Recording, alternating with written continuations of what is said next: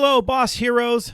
I've got a book to finish, so I'm taking a short break from the podcast, but I promise to be back soon with new episodes. For this week, let's revisit one of our most popular shows to date. Enjoy!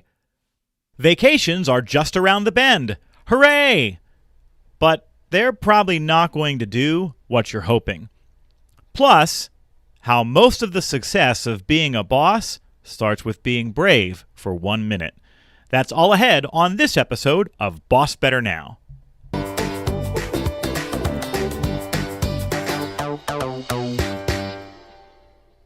Hello again, Boss Heroes, and welcome to BossBetter Now. Today, I'm flying solo. We've given Alyssa the week off, and so now you will have just me, just my voice in your ears for this week. I'm excited because we have landed at the start of summer. And this summer, there's going to be a vacation explosion. We're seeing it already. People are traveling, they're departing, they're making plans. They're figuring out where they can go to get away and recharge. For many folks, you'll get to spend time with family that perhaps you haven't seen in a while. And while we all still need to be careful and follow the science, it does feel like this summer will resemble what is perhaps the closest to a normal summer than we could have hoped for. And that's great. But we've got a little bit of a conundrum ahead of us.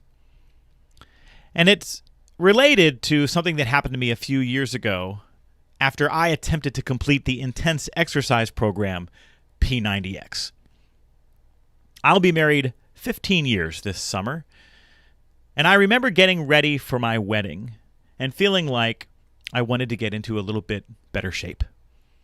I mean, don't get me wrong, I had a rippling physique. The problem is it was rippling in all the wrong places. And I remember early one morning flipping through the stations on TV and coming across an infomercial for this intense exercise program called P90X. Now, most of the things they try to sell you on TV, they market by saying that it's easy and that it's cheap and easy and anybody can do it. And P90X takes the opposite approach.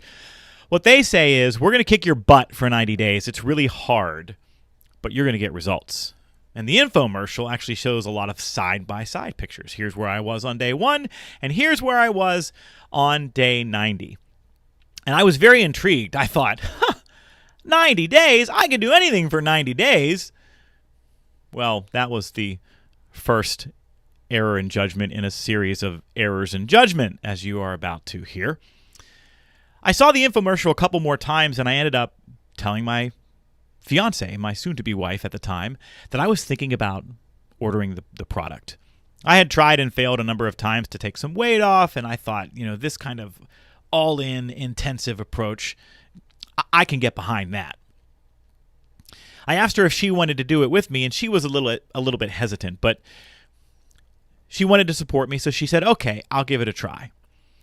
I will tell you that about halfway through the program, she said, this isn't for me. She will tell you that she is a proud graduate of P45X. When we got the program, I was ready to dive in. And so the first day of exercise, I attacked it. And what they tell you is that each of the workouts is about 60 minutes. Well, that's if you never press pause. So most of my workouts took about 90 minutes, but I was committed. So on that first day, I went all in on the workout. And the next morning when I woke up, boy, I was sore. But I said, I'm going to push through. So I did the second day's workout. A lot of push-ups and pull-ups and really intense work. And when I got up the morning after that, I was really sore. But I knew that the only way this was going to happen, the only way I was going to get this transformation was just to plow through. And so I did. I did the third workout and then the fourth workout. And by the fifth day, I literally could not move. I woke up unable to move from the waist up. I vividly remember my now wife having to help me put on my dress shirt for work because my arms just sort of hung out at the sides. as if they had no function at all. She had to button the buttons on my shirt. I was in a tremendous amount of pain. I went to the doctor eventually after feeling this way for a couple of days, and it didn't lessen, it didn't abate. I was really suffering, more so than I ever had before in terms of being sore from any kind of exercise. And when I went to the doctor, I was diagnosed with delayed onset muscle soreness, DOMS. And I think if my memory serves, it was really about the buildup of lactic acid around the muscles, and had settled in and really caused a lot of pain and inflammation. And what he told me was the only way through this, the only path to recovery for you is rest. You went too hard for too long, and your body's been damaged. And you need to give your body a chance to recover. And I think our workforce is in the exact same circumstance. We have spent the better part of the past 14 months going hard, enduring one of the most stressful, anxiety-filled, disruptive periods of our adult life. And like a redlining engine, our efforts have resulted in us potentially breaking permanently. We have not provided for the rest and recovery needed to heal from everything that has taken place. If you think about where your staff is right now, they're probably still coming to work, but I'd be surprised if they were given 100%. You've probably seen your folks going through the motions. Maybe people just feel stuck. They're there, but they're not entirely plugged in. Maybe you feel this way yourself. It's not a surprise. You've probably heard us talk on the podcast before about languishing, and about that name for this sort of in-between space of mental health between depression and flourishing. I think there's going to need to be a tremendous amount of attention paid to this state of being and the lack of rest and recovery that many in the workforce have received. Think about it. Most adults work 49 weeks out of the year in order to get 1 week of vacation.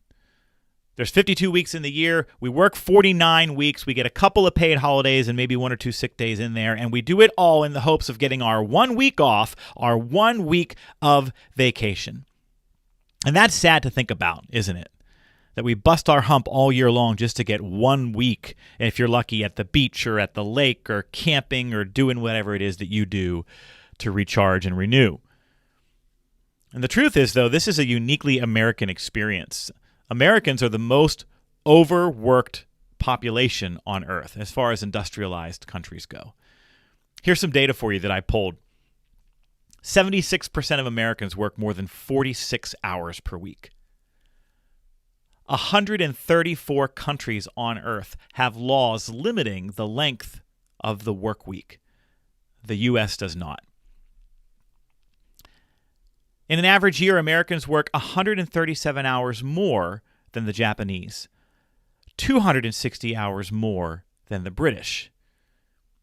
And believe it or not, Americans work on average 499 hours a year more than the French. Sacre bleu. Nearly every industrialized nation on Earth has a workforce that gets 20 paid vacation days a year. In Finland and France, they get 30. In the United States, the average worker gets 9.7. But for many workers, that has to include any sick time. And very few Americans actually use their full vacation time. In fact, only 54% of Americans use their full vacation time in a calendar year. Do you know why? They're afraid of falling behind at work. Now let's think about what happened in 2020. Vacations got canceled, right? 72% of Americans skipped any vacation whatsoever. Also in 2020, 53% of workers indicated they had worked longer hours. And right now, 61% of our workforce is telling us that they find it harder to unplug after work. A recent survey had a stunning number. 77% of workers indicated they had experienced burnout in the last few months. Now, I know what you're thinking, but hey, we get to get away this summer, right? I'm going to get to go on vacation and recharge. Hooray! Folks, our workforce has essentially gone 2 years without a vacation. And one of those years was the most challenging year of our lifetimes. Do we really think getting 1 week off this summer is going to set us all right? I think there needs to be an understanding and an adoption of a mindset for the year ahead. And that is that the pandemic isn't ending. We're just moving into the next phase. And that next phase is the long, slow mental health recovery from languishing, from all of that stress and anxiety. And to an extent, that recovery is going to be hindered by the nonstop encroachment of the American workload.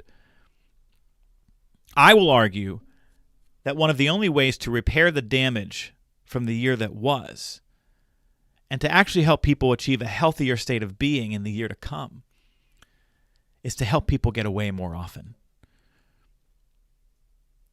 We're seeing companies do this now. Just a few weeks ago, LinkedIn added a week of paid vacation for all of their employees. Citigroup has gifted some of their employees some paid mental health days that they can take when they want. You're seeing companies hire more help, create longer weekends, adjust schedules, grant early dismissals, randomly close on certain dates, and dramatically increase how they encourage their personnel to use their PTO. This is going to be critical in the year ahead. And so I want to encourage you, Boss Heroes, to be more flexible when it comes to helping your folks get away, to encourage them to get away. When you see folks who are kind of remaining plugged in at work when they are supposed to be using their vacation time, please encourage them not to do that. Let them know that you want them to disconnect, you want them to unplug. We all need a break from the demands of our jobs. And I'm here to tell you that 1 week this summer isn't going to cut it. In the year ahead, in the months to come, start thinking about how you can help your people take breaks and get away more often. What do you think? Are you going to get the chance to take a little bit more vacation in the year ahead than maybe in years past? What kinds of innovative things are happening where you work to help people disconnect and reset and recharge? I would love to hear about those. You can email the show at bossbetternow@gmail.com. If you're watching this episode on video, either on our YouTube channel or on our BossBetter site or Facebook page, then just drop a comment in the box below.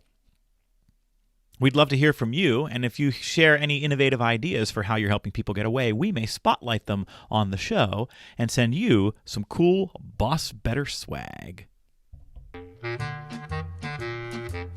We come now, of course, friends, to our BossBetter question of the week, and just because I'm alone, literally sitting in a room talking to myself, doesn't mean that we can't do the BossBetter question of the week. Bosses build camaraderie on teams by making it easier for people to find things in common with each other. So every week we give you a question that you can use at meetings, at huddles, even in one-on-ones to facilitate connection and build camaraderie.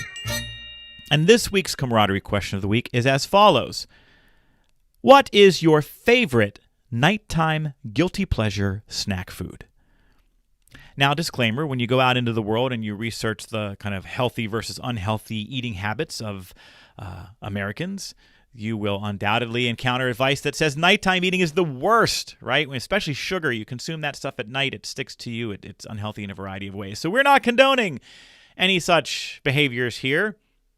But if you choose to indulge at night while moving through the Netflix, what's your favorite snack of choice? I will confess that for a lot of years, it was, for me, ice cream or chips and dip. Man, I can put down some chips and dip. I can do some damage to a little tub of hell of a good French onion dip. That is for sure. As many of you know, I've worked to change some of my own eating habits in recent years, dropped a fair amount of weight during the pandemic, and I've been able to keep it off. And so I've basically given up sugar and white flour, which has been a big key in helping me maintain that weight loss. So my nighttime snack indulgence for the better part of the past year has either been veggies and dip or veggies and low sugar peanut butter, or I've become a big fan of Orville Redenbacher's Simply Salted Popcorn. I'm kind of addicted. There's a lot of different kinds of microwave popcorn out there, and some have much higher levels of carbs and sodium in them than others, and this is one of the more healthier alternatives. It's very lightly salted, doesn't have a bunch of junk on it, and it's really good.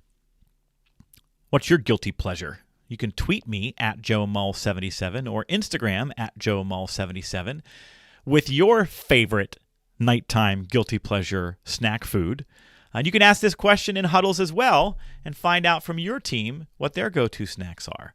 Hey, then wouldn't it be cool if the next time you want to celebrate a contribution that somebody made on your team, you actually had an idea of what their favorite snack was, and you could gift that to them with a nice note detailing the contribution they've made. See, it all comes back to learning how to boss better. And that's the camaraderie question of the week.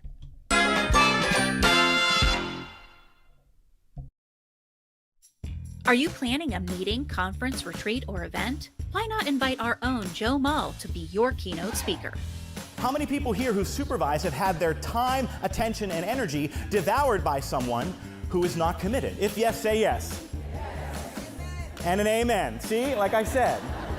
Joe teaches leaders how to boss better and cultivate commitment in a way that is funny, captivating, and filled with takeaways. Do you believe that these people are coming to me and telling me that I'm sticking my nose in where it doesn't belong? Oh my gosh, wonderful. Really engaging and thought-provoking, which is really great with lots of good tools to take home. You felt present, like you wanted to lean in, you didn't want to pick up your phone and scroll through Facebook. Whether your event is virtual or in person, your audience doesn't want another boring 60-minute lecture. They deserve to learn and be inspired by a world-class program they simply cannot turn away from. That's what you get, guaranteed, from Joe Mull. We can all agree we want our employees to care and try, but care and try isn't about competence. It's about commitment. And commitment can't be bought. It can only be earned. Your number one job as a leader is to cultivate commitment. For more information, visit joemull.com/speaking. We finish this week's episode of our podcast today with a story and a lesson.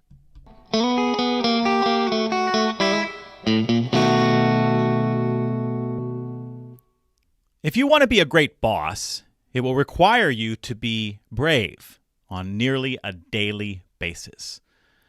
The good news is that being brave takes almost no time at all. A few years ago, when my daughter Lily was 9, she took an acting class, a class for kids at our local community theater, and she loved it. Lily has always loved being creative. For as long as I can remember, she's loved to draw and write stories. We actually have boxes full of homemade comic books that she has authored, and these are incredible, the drawings and the stories. If she ever hits the big time as an author, those babies are going to fund Daddy's retirement. So, Mr. Mull, what would you like to name your new boat? The SS Lily, please. After the acting class was over, it was really no surprise that Lily told us she wanted to audition for the junior production of Mary Poppins that the theater had just announced. And I remember thinking, my time has arrived. You see, folks, my bachelor's degree is in music and theater. I've done a lot of performing, and so I was excited. I said, Lily, hey man, this here thing is sort of your daddy's jam. If you want, I would be happy to help you get ready to audition. She asked me what was involved in doing an audition, and I told her that it's usually just a combination of performing a few lines in character and singing a few bars of a song. You mean by myself? Yeah, but it's only for a minute, honey. Well, that's when everything changed. I watched the enthusiasm drain from her body. Well, I don't know. I'll think about it. For the next 10 days, she wrestled with her fear. We talked when she wanted to. I tried to gently encourage her. I told her that auditions are just there to prove to the director that she won't freeze up on stage. I told her that, hey, we could just do a practice audition at home where we make it just like you would do it at the theater, if that would help you. And I told her that auditions only require her to be brave for 1 minute. That's it, honey. If you can be brave for 1 minute, it opens the door to something you really want.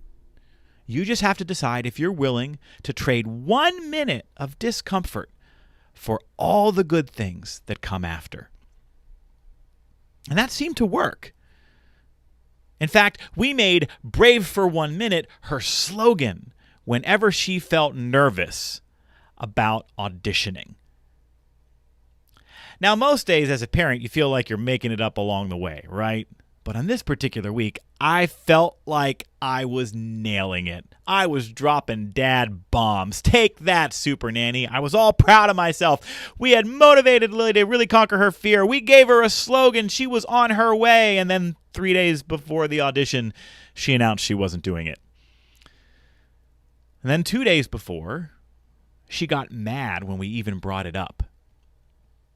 And then wouldn't you know it, the morning of the auditions, she came downstairs and announced that she wanted to try. Can you help me, Daddy? Yes, I can. Okay, we need a song. We're going to have to pick a song that you know cold. What do you know every single word to? Hamilton. You know every single word to Hamilton because we've all been obsessed for years in our house. So I grabbed the Lily and I grabbed the Hamilton song book and we go into the other room and we start flipping through and we pick the song Dear Theodosia. I put the music on and I say, okay, Lily, you know this. Just sing what pops into your head along with the music. Give it a try. Dear Theodosia, what to say to you? You have my eyes, you have your mother's name. When you came into the world, you cried, and it broke my heart. She was doing it. Oh, and by the way, at this moment when she started singing, I am done, a puddle, a hot mess, all the feels. We run it a few times, she's doing it pretty well, and then she has to get on the bus and go to school. After school, she still wants to do it, so we jump in my truck and we race to the theater before she loses her nerve. And 1 block away in the back seat, she bursts into tears. I'm so nervous. I pulled over, and that's okay, honey. You know the song. And you only have to be brave for 1 minute. You're gonna do great. We got out of my truck, and as soon as we hit the sidewalk, she grabbed my hand. I remember thinking, boy, that doesn't happen much anymore at 9 years old. We walked in nervous silence to the rehearsal space, signed in, and waited. Lily was the 5th person called back. Terrified, but hey, no going back now because all these other kids and parents are sitting right there, I watched as her head dragged the rest of her body into the audition room. Have fun, sweetie. 3 minutes later, she came around the bend, and on her face was the joy and pride and glee and relief that you experience when you face and conquer your fear. She did it! And she got cast in the show. Honeybee number 3. Listen, people, as honeybee roles go, that's the one you want right there. That night after her audition, I posted her picture on Facebook, briefly telling the story of our Brave for 1 minute mantra and bragging about how proud of her I was. I even added a little hashtag at the end of the post. Hashtag Brave for 1 minute. A few days later, a friend of ours sent Lily a t-shirt that said #Brave for 1 minute, with a note about how inspired she was by Lily's courage. A year and a half later, and she still wears that t-shirt all the time. Not long after this, my mom had to have a medical procedure, and she gets anxious about those things. But she told me, you know what, Joe? I just kept thinking about that story you shared about Lily and about being brave for 1 minute. And I thought, if Lily can do it, so can I. One of the conversations that Lily and I had when she was nervous before her audition was about courage. And that courage isn't the absence of fear. It's doing what it takes even when you are afraid. If you want to be a great boss, it will require you to be brave on nearly a daily basis. But here's the good news. You'll rarely need to be brave for long periods of time. That uncomfortable conversation at work that you've been avoiding, it's not the whole conversation that's uncomfortable, it's just getting started. Being vulnerable and honest with your team, the hardest part is the beginning. Speaking truth to power, questioning a decision, holding people accountable, these are the things that great bosses must do daily. And they don't require endless reserves of courage. They just require 60 seconds of bravery. Because once you've started, you've already succeeded. And so we end with that this week, Boss Heroes. When circumstances at work call for courage, be like Lily. Be brave for 1 minute.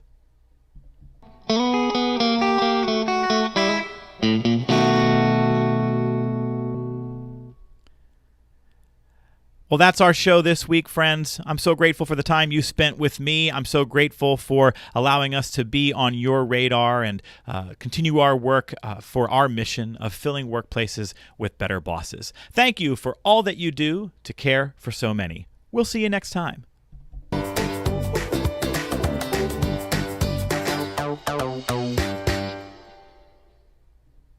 This show is sponsored by Joe Mull and Associates. Remember, commitment comes from better bosses. Visit joemull.com today.